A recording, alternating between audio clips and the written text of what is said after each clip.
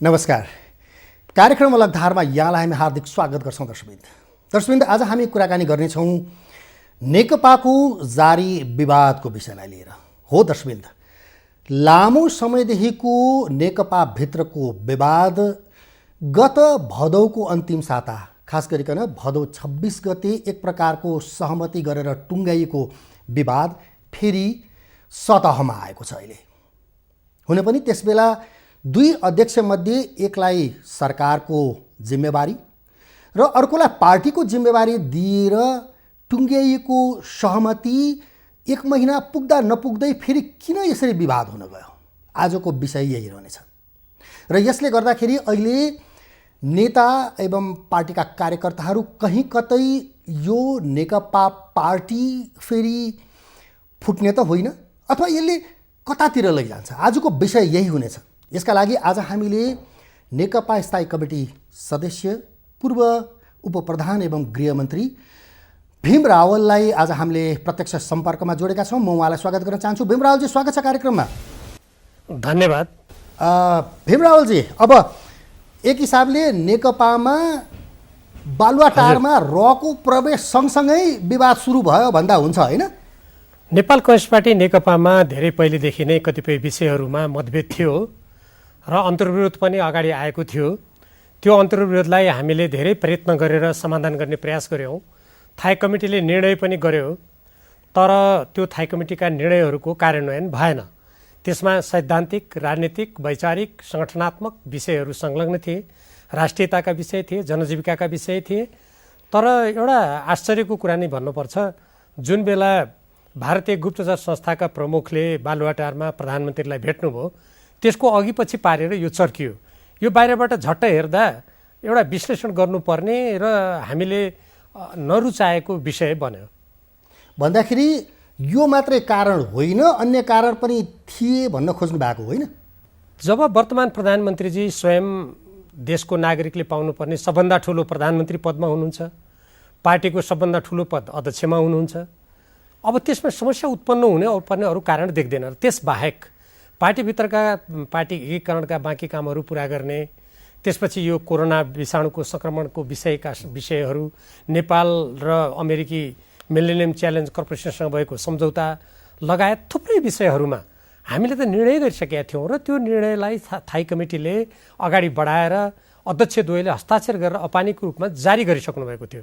भनेपछि अहिले विवाद हुनुपर्ने कारण के? र त्यसको साथसाथै मैले के पनि प्रश्न गरेको छु भने, यदि त्यो उहाँहरूले गरेको निर्णय पठाइएको औपचारिक कार्यान्वयन गर्नको लागि कुनै व्यवहारिक कठिनाइ छ, सैद्धान्तिक कठिनाइ छ या अरू कुनै समस्या पर्यो भने त्यो त उहाँहरूले बैठक बोलाएर बैठकमा राख्नु पर्थ्यो नि त।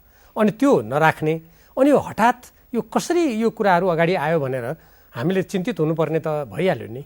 पार्टीको बैठकले पटक पटक सरकारलाई काम गर्न नदिने अनि त्यसपछि अप्ठ्यारोमा पार्ने कारणले गर्दा यी सबै समाधान, यी समस्याहरू आएको हो भनिन्छ नि। उहाँको तर्फबाट त्यही कुराहरू आएको छ उतातिरबाट। यो एकदमै गलत कुरा हो। सरकारको कुनै पनि काम पार्टीको कुनै पनि नेताले कुनै पनि बैठकबाट नगर्नलाई रोकेको उहाँहरूले भन्न सक्नु भएको छ र? एकदमै गलत कुरा हो त्यो।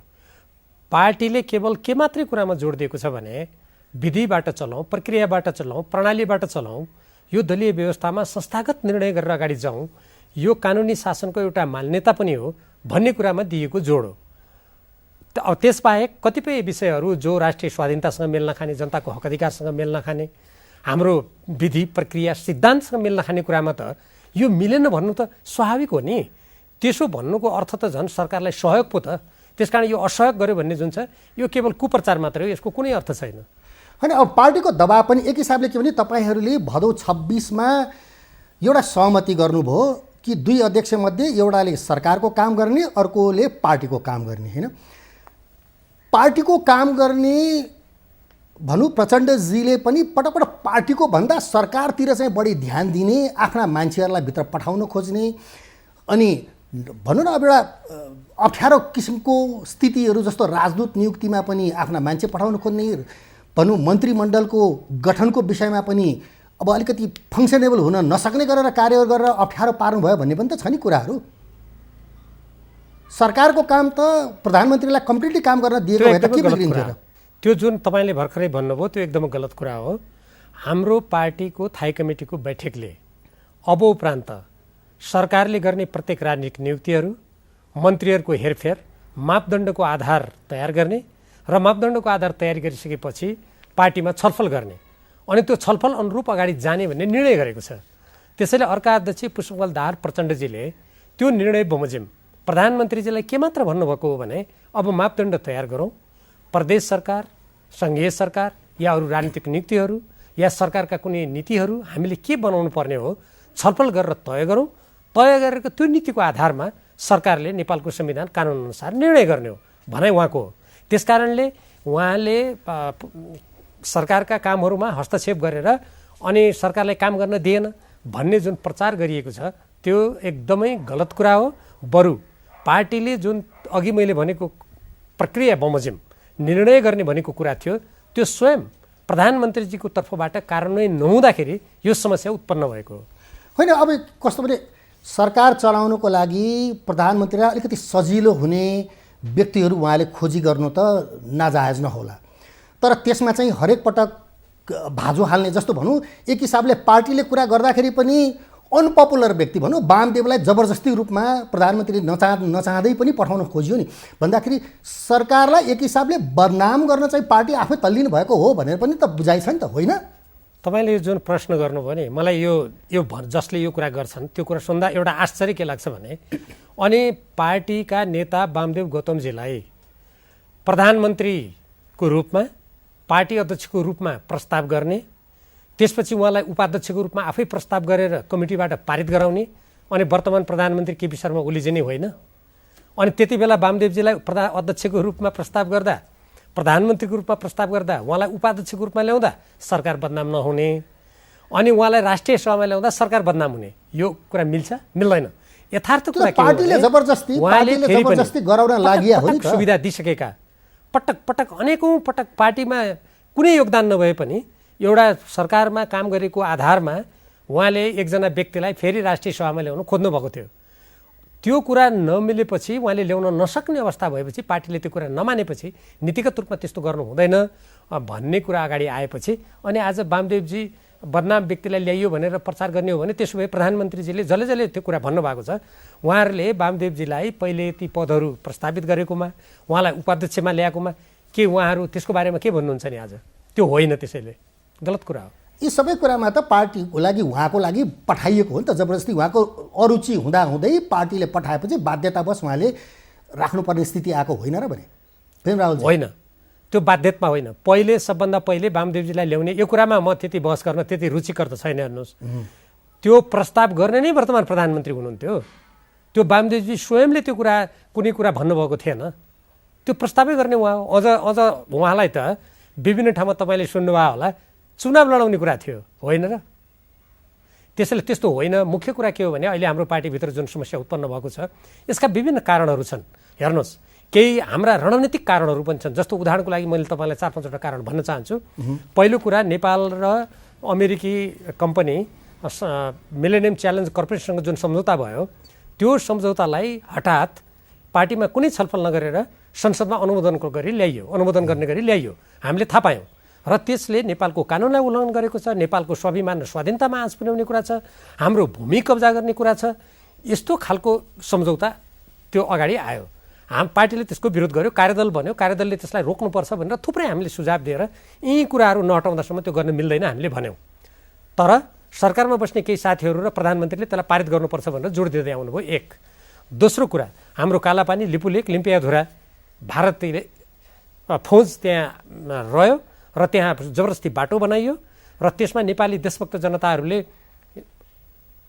त्यो भूभागबाट विदेशी फौज फिर्ता जानुपर्छ र त्यहाँ त्यस भागलाई समेटेर नेपालको नक्सा जारी गर्नुपर्छ भनेर आवाज उठ्यो देशभरि। सरकारले अन्तमा त्यो नक्सा प्रकाशित गर्यो। अहिले त्यो विषयमा काम गर्नुपर्छ, कूटनीतिक माध्यमबाट कुरा गर्नुपर्छ भन्ने आवाज उठिरहेको छ। अब त्यसलाई पनि गौण तुल्याउने कुरा हो कि भन्ने अर्को प्रश्न उठेको छ। तेस्रो कुरा, अहिले दक्षिण एसियामा नयाँ शक्ति समीकरण हुँदैछ ठुला शक्ति राष्ट्रको। हिन्द प्रशान्त क्षेत्रमा पनि रणनीतिक किसिमका विभिन्न गतिविधिहरू भइरहेका छन्। नेपाल यस्तो अवस्थामा नेपालको संविधान बमोजिम, यसको अन्तर्राष्ट्रिय सम्बन्धका मान्यता बमोजिम, यसको स्वतन्त्र परराष्ट्र नीति अनुसार कुनै पनि शक्तिसँग कुनै पनि प्रकारले संलग्न हुन मिल्दैन। अब यस्तो अवस्थामा अमेरिकामा गएर साझेदारी सहमति भनेर गरेर आउनुभयो उहाँहरू। अनि त्यसपछि गएर यो मैले अघि भनिहालेँ हिन्द प्रशान्त रणनीतिको एउटा अङ्गको रूपमा एमसिसीसँगको सम्झौता अगाडि बढाउन खोज्नुभयो, त्यसको पार्टीमा विरोध भयो। अब यो दृष्टिकोण पनि त्यहाँ घुस्यो कि भन्ने मलाई अर्को कुरा विश्लेषकहरूले सुनाएका छन्। अर्को तेस्रो कुरा के छ भने हामी त समाजवाद उन्मुख अर्थतन्त्रमा जाने हो, हाम्रो संविधानले त्यही भन्छ। तर सरकारका कतिपय निर्णयहरू गतिविधिहरू नव उदारवादी दिशातिर गइरहेका छन्। त्यसको एउटा ज्वलन्त उदाहरण सरकारी अस्पतालको रूपमा रहेको टेकु अस्पताल, जसले पञ्चायतकालदेखि निःशुल्क औषधि उपचार गराइरहेको थियो, अब पैसा लिने कुरा मात्र होइन कि धरोटी राख्नुपर्ने, यो नव उदारवादी बाटो हो हेर्नुहोस्। जबकि पुँजीवादी देशहरूले अहिले कोरोना विषाणुको सङ्क्रमणको सन्दर्भमा उपचार गर्नुपर्दा राज्य कोषबाट उनीहरूले ठुलो रकम खर्च गरिरहेका छन्। उदाहरणको रूपमा मैले यो भनेको।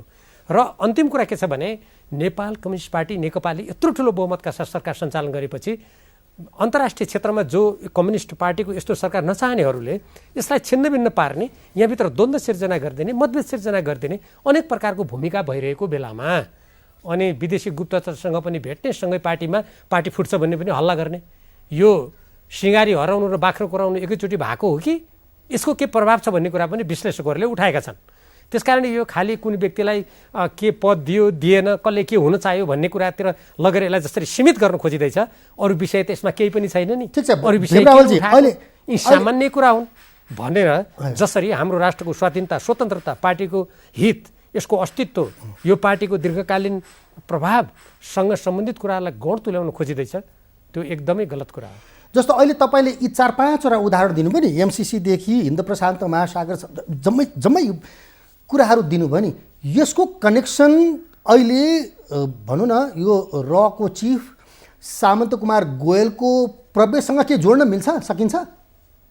अब ठ्याक्कै त्यसरी जोड्ने कुरा त म भन्न सक्दिनँ, किनभने त्यो छलफलमा म छैन, त्यहाँ के कुरा हो भन्ने पनि थाहा छैन। त्यो राति 3 घन्टा गरिएको छलफल छ।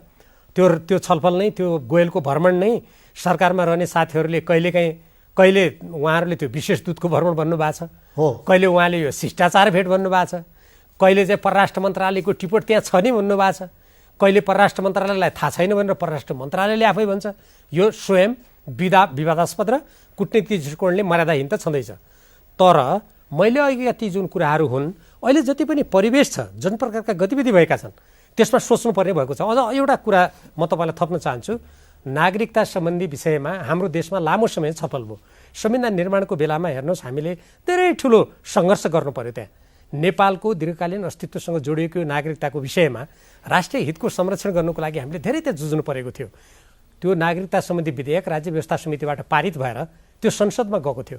त्यहाँ पारित हुन लागेको बेलामा हठात पार्टीलाई कुनै जानकारी नगरी थाई कमिटीको बैठक बालुवाटारमा बसेको छ, त्यहाँ कुनै थाहा नदिकन उहाँले संसदको बैठक बन्द गरिदिनु भयो हेर्नुहोस्। अनि त्यो नागरिकता सम्बन्धित त्यस्तो नेपालको राष्ट्रिय हितसँग सम्बन्धित कुरा पारित गर्ने बेलामा किन अधिवेशन बन्द गरियो, त्यो पनि त प्रश्न छ नि।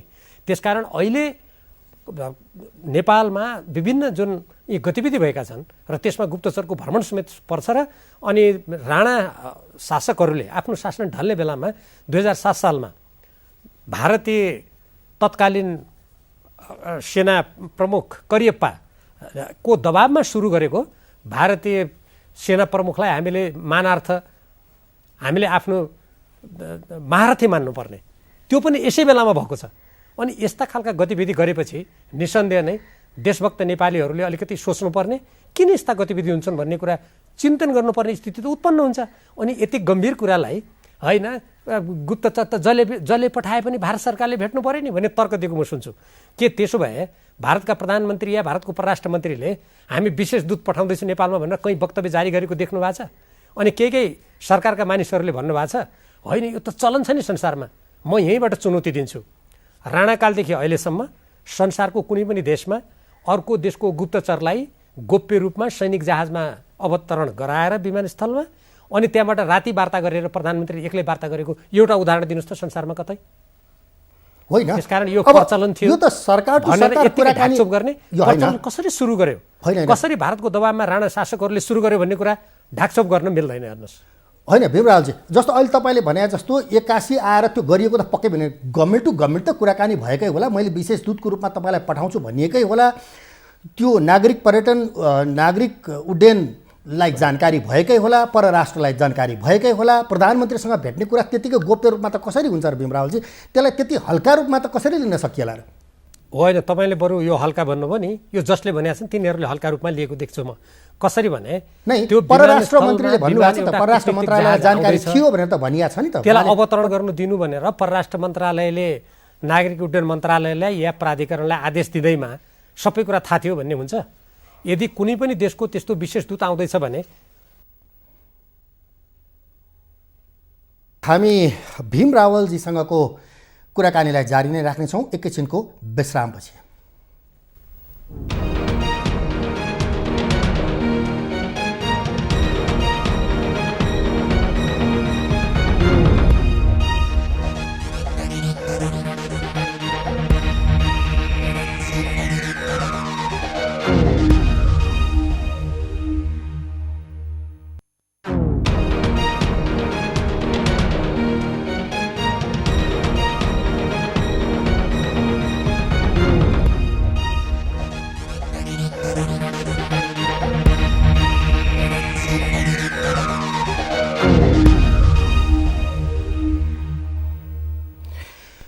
दर्शकवृन्द, स्वागत छ यो सानो कमर्सियल ब्रेकपछि। दर्शकवृन्द, अहिले अलगधारमा तपाईँहरू हेर्दै हुनुहुन्छ। अलगधारमा हुनुहुन्छ स्थायी कमिटी सदस्य नेकपाका भीम रावलजी।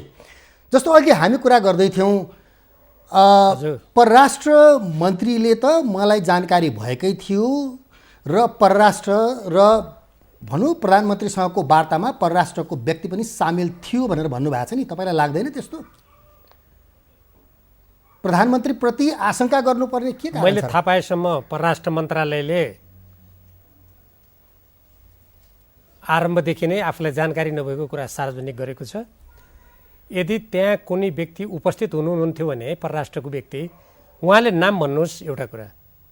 दोस्रो कुरा, त्यहाँ एकछिन मान्नुहोस् परराष्ट्रको व्यक्ति हुनुहुन्थ्यो अरे, त्यो हुनुहुन्थेन, ल एकछिन त्यसलाई प्राविधिक कुरा मान्यौँ।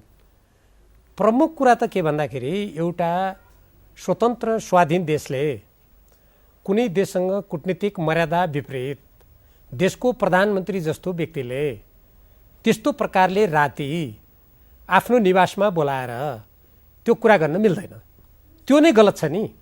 बोलाएर भन्दा पनि यदि होइन परराष्ट्रको व्यक्तिले बोलाएर हामीले कुरा गरेका थियौँ भने उहाँहरू भन्नुहोस् न त, परराष्ट्रको व्यक्ति को थियो? परराष्ट्र मन्त्रीजी हुनुहुन्थ्यो कि होइन, परराष्ट्र सचिव हुनुहुन्थ्यो कि? ल ठिकै छ, त्यो अर्को देशको गुप्त भावनाले हाम्रो राष्ट्रिय अनुसन्धानको प्रमुख हुनुहुन्थ्यो कि? मैले रोके तपाईँलाई। अनि उहाँले किन नेपाली जनतालाई जानकारी नगराए? ठिक हो, परराष्ट्र मन्त्री हुनु अथवा परराष्ट्रका कर्मचारी हुनु नहुनु एउटा सामान्य कुरा भयो। उनी भन्दा पनि ठुलो भनेको व्यक्तिगत हिसाबले प्रधानमन्त्री, एउटा मुलुकले विश्वास गरेको व्यक्ति, जनमानसले विश्वास गरेको व्यक्तिप्रति उनले साँच्चैकै राष्ट्रघात नै गर्छन् भनेर त कसरी भन्न सकिन्छ र? त्यत्रो अविश्वास गर्नुपर्ने कारण चाहिँ के हो त? गर्नु पर्ला र भने? यो हेर्नुहोस्, कुनै पनि व्यक्तिप्रति यो अविश्वास र विश्वासको विषय नै होइन। प्रत्येक व्यक्तिले कुनै पदमा पुगिसकेपछि आफ्नो पदीय मर्यादा बमोजिम काम गर्नुपर्छ। त्यहाँ कानुनले निर्देशित गरेको छ, संविधानले निर्देशित गरेको छ, प्रणालीले निर्देशित गरेको छ, प्रक्रियाले निर्देशित गरेको छ। त्यसको उल्लङ्घन भयो। प्रधानमन्त्री जतिको व्यक्तिले यस्ता कुराहरूमा पाइला चाल्दा ती प्रक्रियाहरूको अनुसरण गर्नु पर्यो नि, त्यो कानुनको अनुसरण गर्नु पर्यो, त्यो मर्यादाको रक्षा गर्नु पर्यो। अनि प्रधानमन्त्री जस्तो व्यक्तिले नै एउटा कुनै देशको गुप्तचरसँग राति 3 घण्टा आफ्नो निवासमा वार्ता गर्ने भएपछि देशलाई जानकारी नगराएर यो कम गम्भीर कुरा हुन्छ कि? अब हामी यही प्रणाली खोज्या हो त हाम्रो यो लोकतन्त्रले? होइन, हामीले खोज्या होइन यस्तो प्रणाली। यो राष्ट्रलाई जानकारी गराउनु अगाडि नै तपाईँहरूले एउटा प्रोपोगन्डै गरेर ल्याइदिइहाल्नुभयो। हुन त र प्रमुखले अब माधव नेपालजी, शेरबहादुरजी, त्यसै गरी बाबुरामजीहरूलाई पनि भेटेको हो भन्ने कुरा त आएको छ नि त। यी दुईवटा कुराको म छुट्टा जवाब दिन्छु। पहिलो कुरा, उहाँले जानकारी गराउनुभन्दा अगाडि नै पूर्वापन्न गर्नुभयो, तपाईँले भन्नुभयो नि, एकदमै गलत कुरा हो। जब प्रधानमन्त्रीको कार्यालयका सल्लाहकार उहाँले यो शिष्टाचार भेट हो, शिष्टाचार गरेको भेट हो भनेर उहाँले सूचना जारी गर्नुभएको छ, बाहिर पत्र पत्रिकाले लेखेपछि अनि हाम्रो ध्यान आकर्षित भएको छ, नभए हामी कहाँबाट थाहा पाउँछौँ? त्यसकारण पहिले हामीले प्रोपोगन्डा गऱ्यौँ भन्ने कुरा यो हास्यास्पद कुरा हो, एउटा कुरा। दोस्रो, उहाँहरू निम्तो आफू गर्ने, उहाँहरूको निम्तामा आएर त्यो गुप्तचरलाई कहाँ कहाँ हिँडाउनु पर्ने हो, कहाँ कहाँ डुलाउनु पर्ने हो, कहाँ कहाँ लैजानु पर्ने हो, त्यसको व्यवस्था हामीले गरे हौँ, भारतीय दूतावास भारतीय प्रधानमन्त्रीजीले पठाएको उहाँहरूले भन्ने। अनि माधव नेपाल, पुष्पकमल दाहाल, बाबुरामजी, शेरबहादुरजी हुँदा अहिले त उहाँका केही मान्छेहरूले भीमरावले पनि भेट्नुभयो भनेर प्रचार गर्न लाग्नु भएको छ। यो हास्यास्पद र आफूले गरेको गलत काममाथि ढाकछोप गर्ने यो एकदमै दुष्प्रयास मात्रै हो। नै यो कुरा त यस्तो खालको दुष्प्रयासले यो कुरा त भारतीय एक मिडियामा पनि आएको हो गल्ती हुन जान्छ। यो होइन, यो कुरा त भारतीय मिडियाहरूले पनि लेखेका छन् यो भेटका कुराहरू। भारतीय मिडियाले त उहाँहरूले भन्नुभयो होला नि त, भारतको गुप्तचरलाई बोलाउनेले लेख भने होला। म उहाँहरूलाई चुनौती दिन्छु, जस्तो मेरो नाम लिनु भएको छ, मैले त्यो भारतीय गुप्तचरलाई कहाँ कुन बेला भेटेँ, अनि त्यो गुप्तचर मैले भेटेको बेला कहाँ थिएँ, मलाई कहाँनिर भेट्यो, त्यहाँ को थिए, उहाँहरू भन्न सक्नुहोस् न त। अनि यो सरकारमा बसेर यस्ता गलत भ्रमको सिर्जना गरेर अनि आफ्ना गलत क्रियाकलापलाई ढाकछोप गर्ने प्रयास गर्ने भनेको त यो त हेर्नुहोस् अर्को मर्यादाहीन काम हो। यो होइन, जस्तो भीमरावजी अब अर्को कुरा पनि आएको छ नि, होइन, यो बिचमा दसैँ पछाडि अब भनौँ एक हिसाबले 12 दिनपछि 2 अध्यक्षको बिचमा भेटघाट भएको थियो, होइन। त्यो बिचमा प्रधानमन्त्री प्रचण्डले पनि आफ्ना 2टा छोरीहरूलाई चाहिँ नि यता काकडभिट्टाबाट बागडोरा हुँदै दिल्लीमा राजनीतिक भेटघाट र प्रमुखसँग फेरि भेटघाट गरेपछि मात्रै फेरि भेटिएको हो भनिन्छ। भन्दाखेरि यो के हो, यो खेलमेल के हो? यो यदि त्यस्तो हो भने म यहीँबाट चुनौती दिन्छु, यो राज्य संयन्त्र जसको गुप्तचर संस्थाको प्रमुख त्यो गुप्तचर संस्थालाई हेर्ने, अनुसन्धान विभागलाई हेर्ने जिम्मा पनि प्रधानमन्त्रीले लिनुभएको छ, उहाँले गिरफ्तार गर्नुहोस् न। उहाँले त्यो समय पनि भन्नुहोस् नेपाली जनतालाई, किनभने कुनै पनि नागरिकले यहाँबाट दिल्ली गोप्य भ्रमण गरेर अर्काको देशलाई गुप्तचरलाई भेटेको छ भने त्यो देशको विरुद्ध अपराध हुन्छ। त्यसो भए त्यो उहाँले त्यो कानुनी कारबाही गर्नुहोस् न, तथ्य बाहिर ल्याउनुहोस् न। यो मैले तपाईँलाई दोहोऱ्याएर भन्छु, आफूले कूटनीतिक रूपमा मर्यादाहीन काम गरेर देशभक्त नेपालीहरूले त्यसको विरोध गर्न थालेपछि त्यसमाथि पर्दा हाल्नुको लागि सरकारमा बस्ने कोही मान्छे भन्छन् भारतको त जोगी आए पनि भेट्नुपर्छ नेपालको प्रधानमन्त्रीले, अनि कोही सरकारका मान्छे भन्छन् यस्तो खालको देशको हितमा आवाज उठाउने मान्छे मनोरोगी हुन्। यथार्थमा के हो भने विगतमा देशको पक्षमा बोल्ने प्रत्येक व्यक्तिहरू र असमान सन्धि सम्झौताको विरुद्धमा बोल्ने मान्छेहरूलाई अर्काको दलाली गर्ने व्यक्तिहरूले गाली गलौज गर्ने गरेका छन्। अनि आज कम्युनिस्ट पार्टी जस्तो यत्रो राष्ट्रको देशभक्ति झन्डा बोकेर आएको पार्टीले देश हितमा आवाज उठाउँदाखेरि उनीहरूलाई गाली गलौज गर्ने भनेपछि त्यो कस्तो तह होला, हामी सबै मूल्याङ्कन गरौँ न। नै अब यति धेरै हामी अहिले राष्ट्रियताको जुन कुरा गरिरहनु भएको छ तपाईँले पनि, अब विगतमा पनि देखिएकै हो नि, पूर्व प्रधानमन्त्रीहरूको भारत भ्रमणमा होस् या मन्त्रीहरूको होस्, उनीहरूले राजनीतिक भेटका अतिरिक्त रका प्रमुखसँग नभेटेका कुन चाहिँ व्यक्ति छन् त यहाँ, जहाँ जो पनि छन् नि, लैनचौर नपसेका को छन्, लुकी छिरेको पनि हामीले देखेकै हो, होइन र भने। हेर्नुहोस् कसले अनौपचारिक रूपमा कसले कहाँ गएर भेट्यो, पदमा नभएको बेलामा कसले कहाँ भेट्यो, त्यति बेला द्वन्द्वको बेला थियो, बाह्य शक्तिहरूले नेपालमा सूक्ष्म व्यवस्थापन गर्ने दुष्प्रयास गरेको बेला थियो, नाकाबन्दीको बेला थियो, कतिपय व्यक्तिहरूले भारतीय नाकाबन्दीलाई नाकाबन्दी नै होइन भनेर सिमानामा गएर स्वागत गर्ने जस्ता हामीले गतिविधि हामीले देखेकै हौँ। अनि त्यो विगतका गतिविधि गल्ती भयो भनेर त आज हामीले यो गणतन्त्र ल्यायौँ, यो कम्युनिस्ट पार्टीले त्यो कुराको विरोध गर्यो भनेर नेपाली जनताले यत्रो मत दिएर पठाए, अनि विगतमा अर्काले गरेका थियो भनेर अनि आज प्रधानमन्त्रीले गरेको कुराको पुष्टि हुन्छ। अनि म अर्को कुरा भन्छु, विगतमा कुन चाहिँ प्रधानमन्त्रीले यसरी भारतीय गुप्तचरलाई रातारात बोलाएर 3 घण्टा आफ्नो निवासमा कुरा गर्यो, कसैले गरेको छ? नै एउटा भेट्ने समय भनेको रातलाई हेरेर यति इस्यु बनाउनु पर्ने कुरा त थिएन होला, होइन। हुनसक्छ नि नरेन्द्र मोदीजीले मैले एउटा रात र दिनको कुरा होइन, रात कुनै एउटा समय हुन्छ नि, भेटघाटको कसरी मान्छेले गोप्य भ्रमण गर्यो, कसरी भेट्न खोज्यो,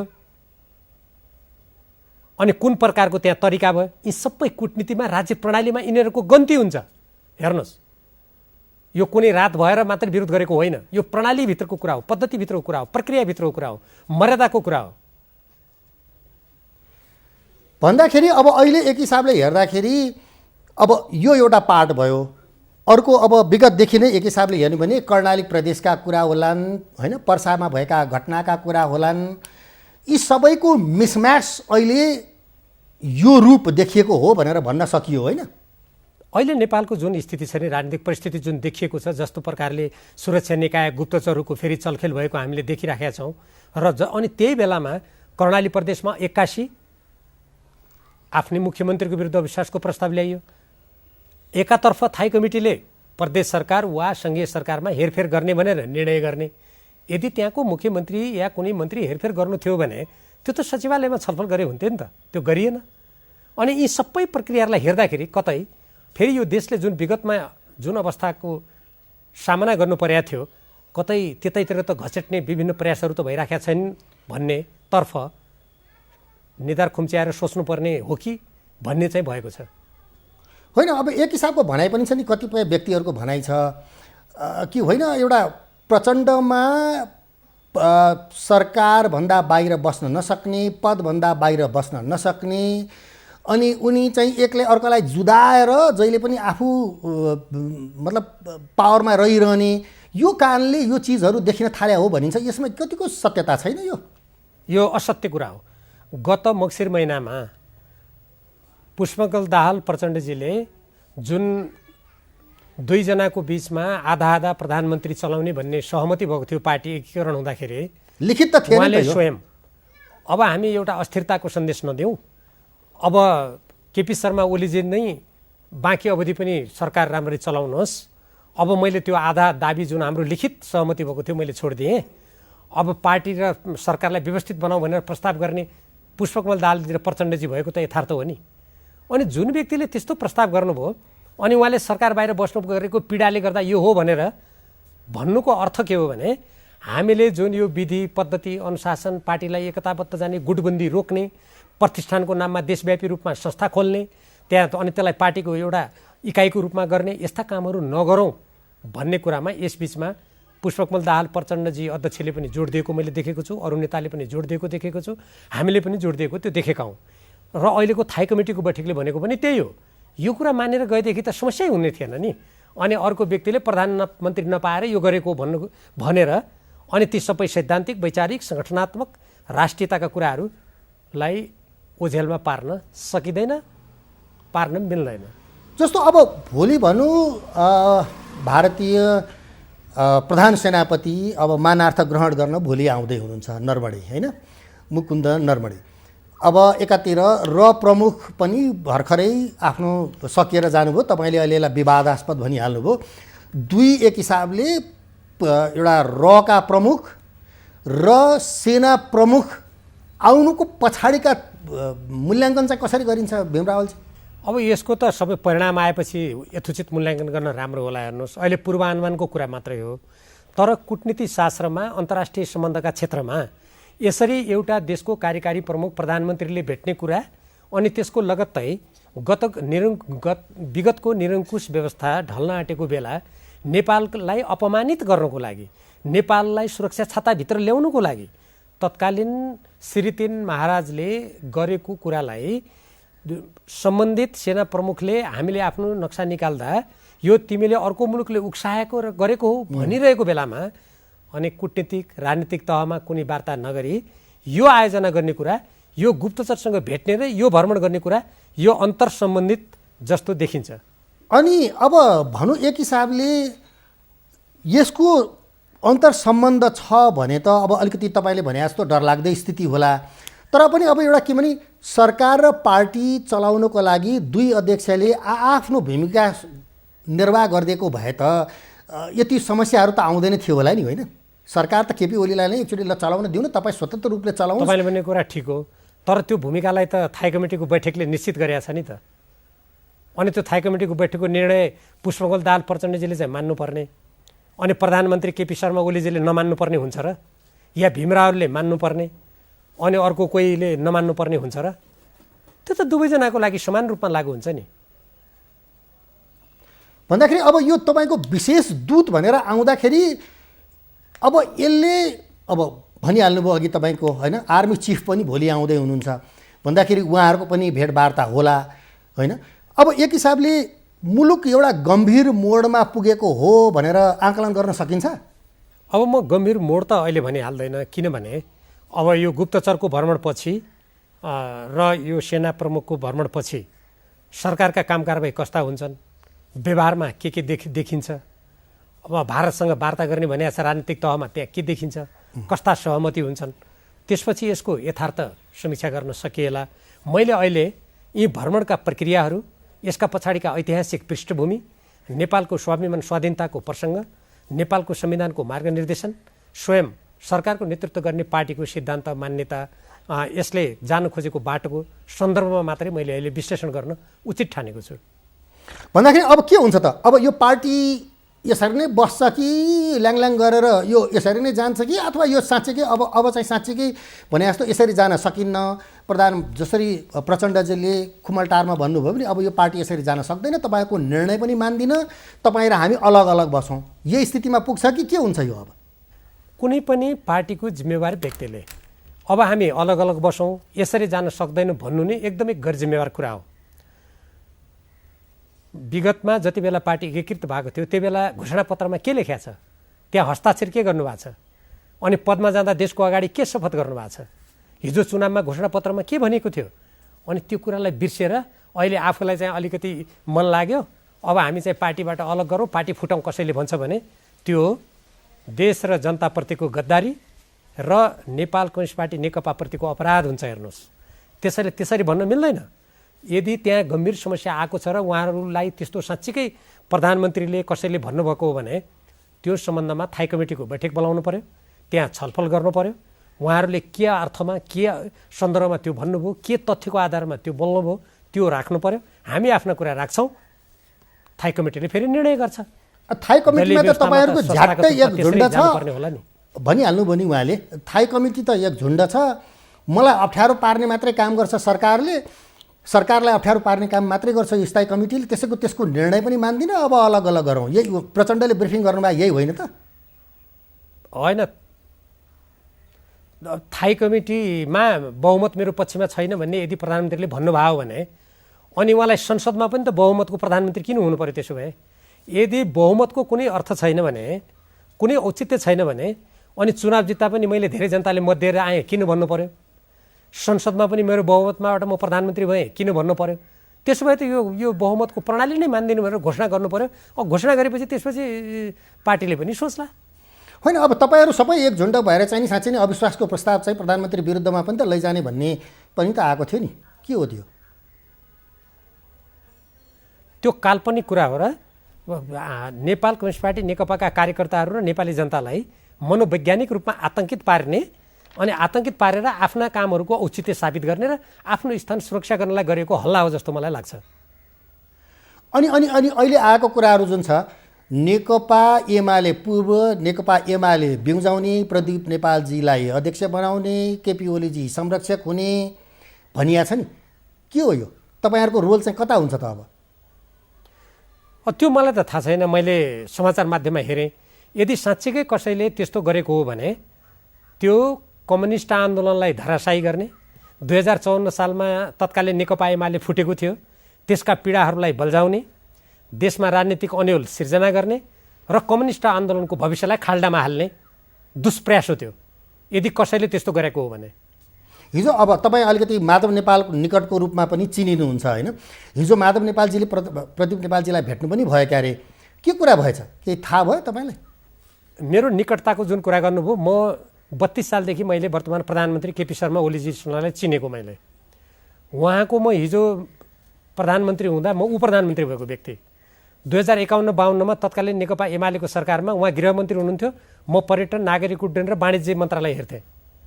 त्यसकारण यो निकटता भनेको व्यक्तिगत आधारमा हुँदैन, यो देश सञ्चालन गर्ने, यो देशको स्वाधीनता, स्वतन्त्रता, पार्टीको भविष्यलाई उज्यालो बनाउने, नागरिक अधिकारलाई संरक्षण गर्ने, जनताको हकहितको लागि काम गर्ने, संसारमा कुनै पनि देशको अगाडि नझुकेर सार्वभौम समानताको सिद्धान्तलाई मान्ने विधि प्रणालीबाट चल्ने कुरा जसले गर्छ हामी एक ठाउँमा हुन्छौँ। दोस्रो कुरा, माधव नेपालजीले जुन प्रदीप नेपालजीलाई भेट्नुभयो त्यहाँ के कुरा भयो भन्नुभयो त्यो मलाई जानकारी छैन। अब त्यो जानकारी नभएको कुरामा मैले अहिले कुनै टिप्पणी गर्दिनँ। होइन, अब एक हिसाबले हेर्ने हो भने अघि पनि कुरा अलिकति उठ्यो, प्रचण्डजीले अब भनौँ एक हिसाबले अब महाधिवेशन गर्नुपर्ने छ, एकताको महाधिवेशन भनिया छ, त्यतातिर लागेर होइन अब विभागहरू पुरा भएको छैन भने त विभागहरू चाहिँ नि गठन गर्नेतिर लागेर सरकार चाहिँ कम्प्लिटली छोडिदिएको भए त एउटा राम्रै हुन्थ्यो होला नि, एउटा स्मुथली गभर्मेन्ट पनि जान्थ्यो, पार्टी पनि आफ्नो किसिमले चल्थ्यो, विधान विधि प्रक्रिया अनुसार चल्थ्यो होला। अब यो सबैले यो अप्ठ्यारो स्थितिको बेलामा चाहिँ अब सरकार र पार्टी कसरी चल्छ साँच्चै नै? तपाईँले भन्नुभएका ती कामहरू गर्नलाई त पार्टीको बैठक गर्नु पर्यो नि। कार्यकारी अध्यक्ष पुष्पकमल दाहाल प्रचण्डजीले प्रधानमन्त्री तथा अर्का अध्यक्षलाई सचिवालयको बैठक बोलाउँ भन्नुभयो, उहाँले थाई कमिटीको बैठक बोलाउँ भन्नुभयो भर्खरै केही दिन अगाडि। प्रधानमन्त्रीले मान्नु भएन। अनि पार्टीको बैठकै नै भएपछि कसरी विभाग गठन गर्ने, कसरी दस्तावेज तयार गर्ने, समिति बनाउने, अनि कसरी थाई कमिटीको निर्णय गर्नलाई ती विभिन्न फाउन्डेसन संस्थाहरूको बारेमा छानबिन गर्ने कमिटी कहाँ गठन गर्ने, त्यो त तयार हुनु पर्यो नि, प्रक्रियामा जान तयार हुनु पर्यो, पार्टीको प्रणालीमा अगाडि बढ्न तयार हुनु पर्यो नि अर्का अध्यक्ष प्रधानमन्त्रीजीले पनि। अब यसरी कहिलेसम्म चल्छ त यो पार्टी र सरकार? कहिलेसम्म जान्छ, कसरी जान्छ, के हुन्छ? यो अनन्तकाल र अनिश्चितकालसम्म यसरी चल्दैन। दलीय व्यवस्थामा त्यसको विधान हुन्छ, प्रणाली हुन्छ, मान्यता हुन्छन्, सिद्धान्त छ, देशको कानुनबाट पनि त्यसले निर्देशित हुनुपर्छ। कुनै न कुनै बिन्दुमा गएर पार्टीले निर्णय गर्नुपर्छ। त्यसकारण दुवै अध्यक्षले तत्काल सचिवालयको बैठक, थाई कमिटीको बैठक बोलाउन तयार हुनुपर्छ र अरू थाई कमिटीका सदस्य, केन्द्रीय कमिटीका सदस्य र अरू हजारौँ कार्यकर्ताहरूको पनि यसमा योगदान छ। हामीले जे गर्यो त्यही गर्ने कुरा हुन सक्दैन। त्यो दिशामा हामी गयौँ भने हामीले स्वेच्छाचारिताको बाटो समातेको ठहर छ भन्ने उहाँहरूले महसुस गर्नु पर्यो। पार्टीले बैठक गर्छ, छलफल गर्छ, उहाँहरूले पनि तथ्यको आधारमा आफ्ना कुरा राख्नुहुन्छ, हामी पनि राख्छौँ, पार्टीले निर्णय गर्छ। अब एक हिसाबले हेर्दाखेरि त पार्टी त अब अगाडि बढ्ने सम्भावना त देखिँदैन होइन, पार्टी फुट्नेतिर नै गए जस्तो देखिन्छ है यो माहौलले। के लाग्छ तपाईँलाई आफ्नो व्यक्तिगत रूपले हेर्दाखेरि? नेपालको राजनीतिलाई विगतमा फर्केर हेर्नुभयो भने यस्ता आरोह अवरोह कठिनाइहरू आएका छन्। हो, कतिपय बिन्दुमा पार्टी फुटेका पनि छन्, तर हाम्रो देशको जुन अवस्था छ र यो बाह्य शक्तिले समेत चलखेल गर्ने बडा दुःखद अवस्था जुन हामीले विगत कालदेखि भोग्दै आएका छौँ, यो परिवेशमा देशको हितमा, जनताको हितमा अडिरहनुपर्छ, जुटिरहनुपर्छ। पार्टीमा मलाई विश्वास छ अत्यधिक बहुसङ्ख्या देशको हितमा, पार्टी नफुटोस् भनेर पार्टीको हितमा, जनताको हितमा क्रियाशील पङ्क्ति छ। त्यो पङ्क्तिले यो देश, जनता र पार्टीको हितको रक्षामा अग्रसारिता लिन्छ।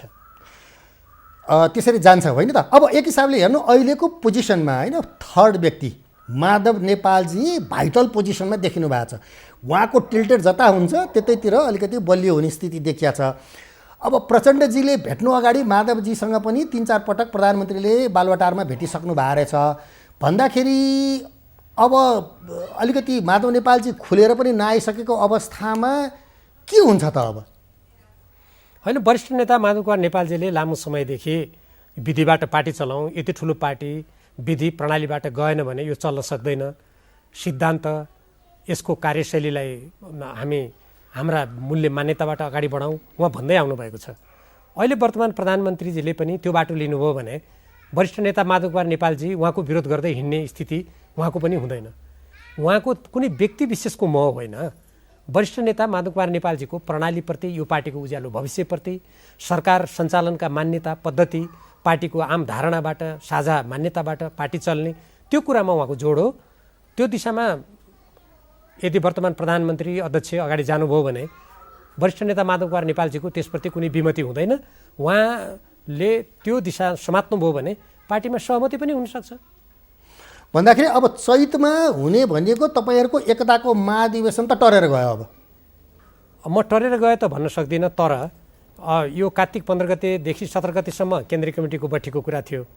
त्यो बैठकको बारेमा कुनै तयारी भएको पनि देखिएन। अब यस्तै तरिका हो र पार्टीको विधि प्रणाली पनि कुनै अर्थको नठान्ने, पार्टीका बैठक गर्न तयार नहुने। अब यस्तो भएपछि त महाधिवेशनको काम अप्ठ्यारोमा परि नै हाल्छ। तपाईँहरूको पार्टी त बडा अप्ठ्यारो पोजिसनमा पुग्यो। अब साँच्चै एक हिसाबले यो विवादले एउटा सहमतिमा जुटाउने अवस्थामा पुर्याउँछ कि फुटाउने अवस्थामा पुर्याउँछ? यो दुईटा मध्ये एउटा धार त अब लेलानी होइन र? अनिर्णयको बन्दी भएर सदा सर्वदा यस्तै स्थिति रहने कुरै भएन। हो, यत्रो ठुलो थाई कमिटी, केन्द्रीय कमिटी छ जसमा धेरै लामो काम गरेका एकदमै अनुभवी खारिएका नेताहरू हुनुहुन्छ, अनि सबैजनाले ठुलो रमिता हेरिरहनुहुन्छ या एक दुईजनाले जे गर्यो त्यही नै पार्टी हो, अब त्यसै गरी नै बस्नुपर्छ भन्ने मान्यता त कदापि लामो समयसम्म टिक्न सक्दैन। हस् भीमरावजी, अलगधारलाई यति धेरै जानकारी गराउनु भयो, त्यसको लागि धेरै धेरै धन्यवाद यहाँलाई। धन्यवाद। दर्शकवृन्द, उहाँ हुन्थ्यो नेकपा स्थायी कमिटी सदस्य पूर्व गृह एवं उप प्रधानमन्त्री भीमरावल अलगधारसँग कुरा गर्दै। हस् त आजको अलगधारको निर्धारित समय पनि सकिसकेका छ। आगामी हप्ता पुनः उपस्थित हुनेछौँ। नमस्कार।